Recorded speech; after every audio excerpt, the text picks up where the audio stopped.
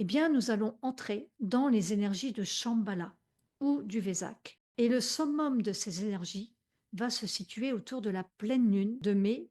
On l'appelle aussi cette pleine lune la pleine lune du Vésac. Pour les personnes qui n'ont jamais entendu parler de Shambhala, je vais vous expliquer de quoi il s'agit en deux, trois phrases. Vous pouvez d'ailleurs mettre un petit commentaire pour me dire si vous avez déjà entendu parler de Shambhala. Je serais curieuse de savoir ce qu'il en est en fait. Alors Shambhala, c'est un lieu mythique, sacré, mentionné dans beaucoup de traditions spirituelles, notamment le bouddhisme tibétain, la théosophie et puis les enseignements ésotériques modernes. Donc c'est un endroit qui est décrit comme un royaume de pure conscience, de sagesse divine, de paix absolue, situé au-delà du plan physique et parfois associé à l'Himalaya ou plus exactement dans les montagnes du Tibet, parfois associé à une dimension intérieure. Parfois aussi on dit que cet endroit est accessible par dédoublement astral. En tout cas, dans la tradition bouddhique, c'est le royaume des grands êtres éveillés, guidés par le roi du monde éclairé,